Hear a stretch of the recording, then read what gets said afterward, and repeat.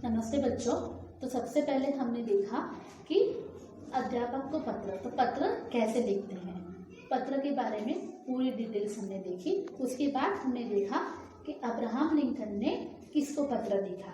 अब हम सीखेंगे अब्राहम लिंकन के बारे में थोड़ी सी जानकारी। बच्चों, आपको याद है कि नहीं, ये पाठ हमने कक्षा 4 में भी पढ़ा है। अगर आपको याद नहीं है तो कोई बात नहीं है। लगभग 300 वर्ष पूर्व संयुक्त राज्य अमेरिका में सन 1709 में जन्मे थे अब्राहम लिंकन। आज से 300 साल पहले अमेरिका में अब्राहम लिंकन का जन्म हुआ था। सन मतलब ईयर 1709। उस समय अमेरिका आज की तरह धनी और शक्तिशाली देश नहीं था। यूरोप के लोगों ने धीरे धीरे यहाँ आकर खाली पड़ी जमीन पर कब्जा कर लिया। उस समय आज की तरह अमेरिका बहुत पैसे वाला और स्ट्रॉन्ग नहीं था।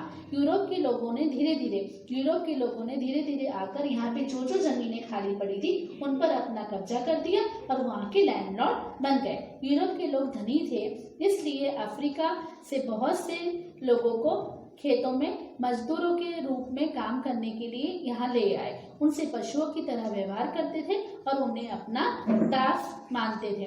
यूरोप के लोग बहुत पैसे वाले थे।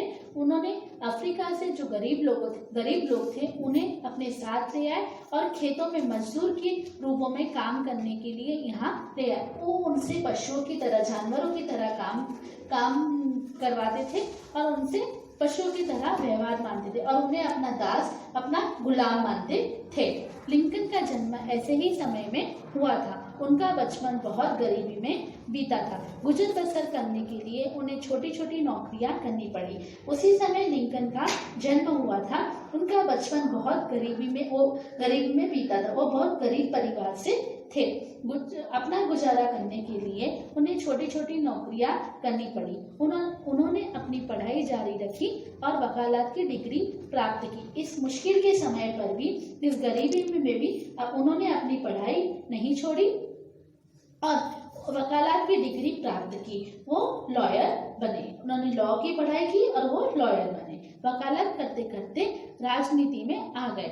लॉ करते करते वो पॉलिटिक्स में आ गए। उस समय अमेरिका की राजनीति बहुत कठिन, संघर्षपूर्ण दौर से गुजर रही थी। उस समय अमेरिका की राजनीति बहुत ही कठिन, बहुत ही डिफिकल्ट और संघर्षपूर्ण दौर से गुजर रही थी, बहुत ही स्ट्रगल कर रही थी। अमेरिका के दक्षिण के राज्यों में दास प्रथा जारी थी, परंतु उत्तरी राज्य इस प्रथा का डटकर विरोध कर रहे थे। साउथ अमेरिका में दास प्रथा जारी थी और नॉर्थ अमेरिका इस प्रथा का विरोध कर रहे थे।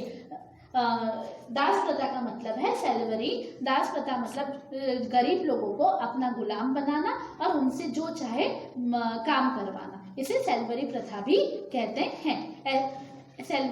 ऐसे ही कठिन दौरों में अब्राहम लिंकन अमेरिका के राष्ट्रपति चुने गए। इस कठिन समय में अमेरिका के प्रेसिडेंट अब्राहम लिंकन बने। वे स्वयं दास प्रथा के विरोधी थे। लिंकन चाहते थे कि दास प्रथा समाप्त हो जाए और राष्ट्र की एकता बनी रहे। लिंकन का मानना था कि दास प्रथा को खत्म कर देना चाहिए और अमेरिका की एकता को, राष्ट्र की एकता को बनाए रखना चाहिए। हालांकि इस बात को लेकर उत्तर तथा दक्षिण के राज्यों के बीच गृह युद्ध भड़का, परंतु लिंकन ने उस युद्ध को जीतकर अमेरिकी राष्ट्र को एक बनाए रखा। साउथ एंड नॉर्थ अमेरिका के बीच में युद्ध हुआ, लड़ाई हुई और इस युद्ध को अब्राहम लिंकन ने जीतकर अमेरिका की राष्ट्रीय यूनिटी को एक बनाए रखा। उनका मत था कि वो राष्ट्र अपूर्ण है जिसमें आधे लोग स्वतंत्र हो और आधे लोग गुलाम रहे। उनका मानना था कि वो राष्ट्र अधूरा है जिस राष्ट्र में आधे लोग स्वतंत्र हो और आधे लोग गुलाम रहे, यानी कि दास रहे। गृह युद्ध मतलब सिविल वॉर। अमेरिकी जनता ने लिंकन को भरपूर समर्थन दिया, लिंकन को पूरा सपोर्ट किया। वे दोबारा भी राष्ट्रपति बने, वे दोबारा भी प्रेसिडेंट बने, परंतु पद प्राप्त करने से एक सभागृह में उनकी हत्या कर दी। उनकी असेंबली में उनकी मर्डर कर दिया गया। मनुष्य मनुष्य के बीच भेदभाव का विरोध करने वाले मानवता के इस पुजारी को लोग आज भी श्रद्धा से याद करते हैं। अब्राहम लिंकन जी को लोग आज भी रिस्पेक्ट देते हैं, सम्मान देते हैं, रिस्पेक्ट देते हैं और उनको अपना आइडियल भी बनाते हैं और उनसे हमें प्रेरणा भी मिलती है। तो बच्चों, मुझे आशा है कि इस पार्ट में हमने पत्र लिखना भी सीखा, पत्र हिंदी में कैसे लिखते हैं वो भी सीखा, और अब्राहम लिंकन ने जो अच्छी अच्छी बातें उनके बेटे के अध्यापक को लिखा कि एक अच्छा इंसान कैसे बनते हैं वो भी हमने सीखा और हमें अब्राहम लिंकन जी के बारे में जानकारी भी मिली। तो मुझे आशा है कि आपको ये पाठ समझ में आया होगा। धन्यवाद बच्चों।